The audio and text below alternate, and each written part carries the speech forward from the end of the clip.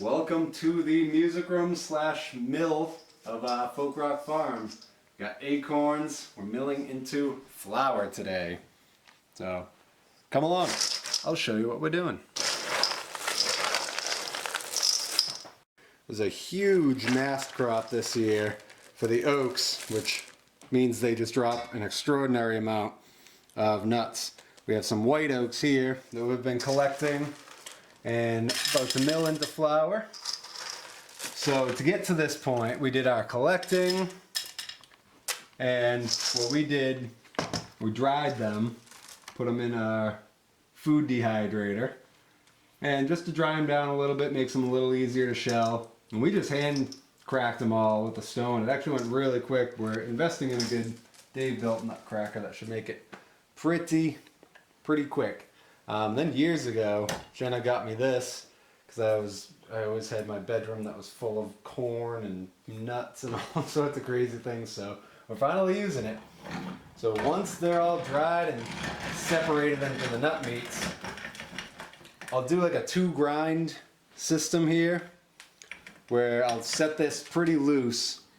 You'll unscrew this a little bit, and these 2 plates here, they're these 2 toothed plates. They'll rub together in the opposite ways. They're pretty far apart.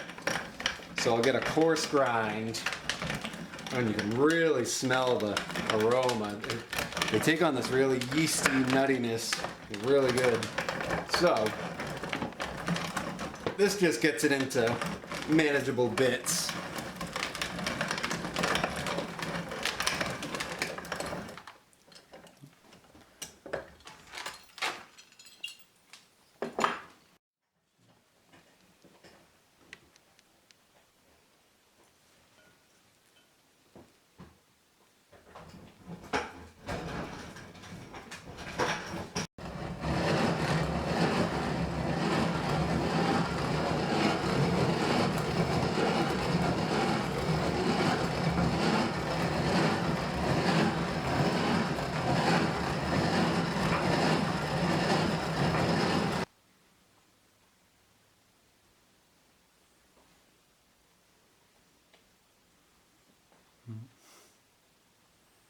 Wow. There it is, double sifted. It's fine. It's so fine. So fine. It's just like, kind of feels like almond flour. You can use it in a similar way. We use it for pancakes. Jenna actually made me a cheesecake with this as the crust. You have to leach it first, which is pretty much just the process of running water through it like a coffee filter. And yeah, it'll be all free of tannins, ready to cook. So now that we've ground all of our delicious acorn flour, I'm going to take it over here in the kitchen and start to leach some of the tannins out of here. So let me show you what the next step is. So what I like to do is just put some of the flour in a mason jar. This is probably actually a bit more than I would put in, but this will do. And then just really simply, we're gonna add water to this. Just nice cool tap water.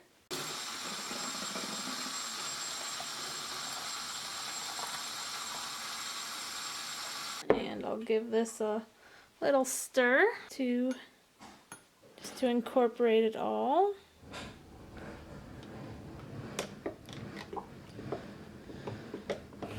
And then all I do for this,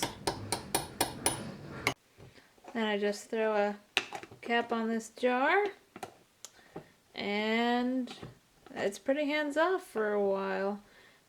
Every couple of hours you can go ahead and decant this, so you'll see that the nut meats and flour kind of rest to the bottom, and all this will be the tanniny water that you can then pour off.